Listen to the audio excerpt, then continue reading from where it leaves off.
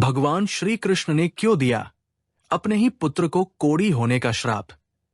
आज हम आपको भगवान श्री कृष्ण और उनके पुत्र सांबा से संबंधित एक पौराणिक प्रसंग सुनाएंगे। इस कथा का संबंध पाकिस्तान के मुल्तान शहर में स्थित सूर्य मंदिर से भी जुड़ा है।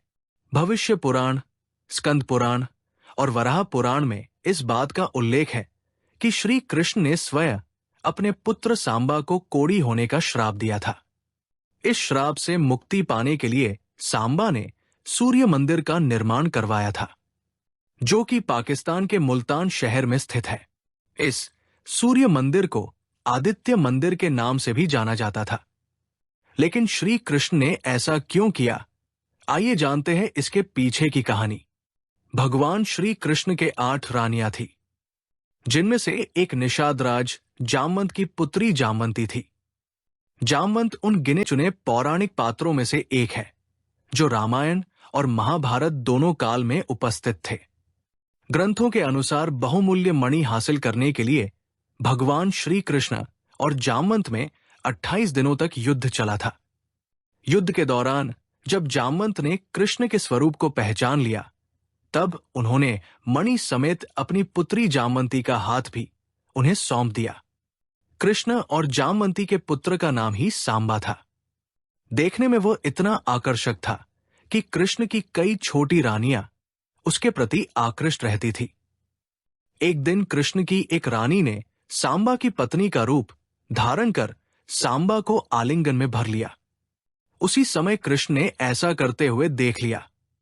क्रोधित होते हुए कृष्ण ने अपने ही पुत्र को कोढ़ी हो जाने और मृत्यु के पश्चात डाकुओं द्वारा उसकी पत्नियों को अपहरण कर ले जाने का श्राप दिया। पुराण में वर्णित है कि महर्षि कटक ने सांबा को इस कोढ़ से मुक्ति पाने हेतु सूर्य देव की आराधना करने के लिए कहा।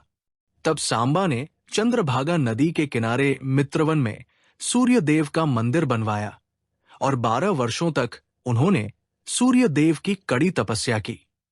उसी दिन के बाद से आज तक चंद्रभागा नदी को कोस ठीक करने वाली नदी के रूप में ख्याति मिली है।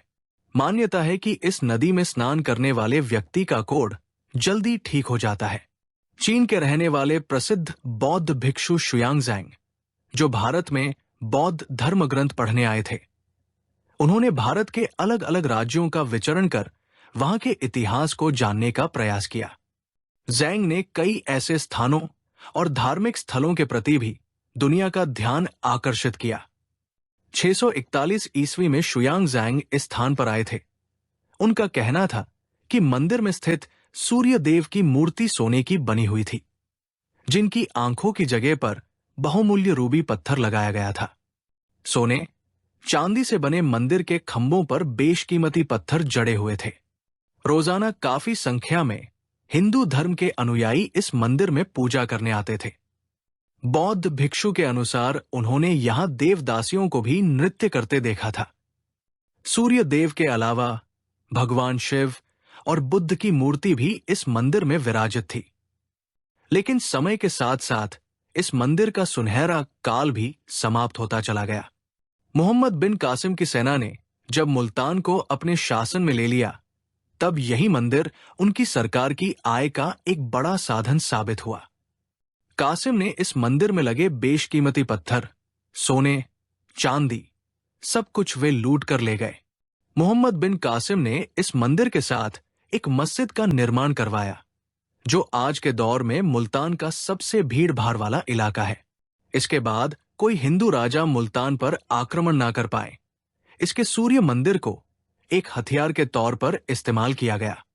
दरअसल जो भी हिंदू शासक मुल्तान की ओर आक्रमण करने बढ़ता था, कासिम उसे ये धमकी देता था कि अगर वो मुल्तान पर आक्रमण करते हैं तो कासिम सूर्य मंदिर को तबाह कर देगा। 10वीं शताब्दी में जब अल बरूनी मुल्तान ने दौरे पर गए थे, तब उन्होंने इस मंदिर का पूरा ब्यौरा दिया। उनके अनुसार 1026 ईस्वी में मोहम्मद गजनी ने इस मंदिर को पूरी तरह तोड़ डाला था।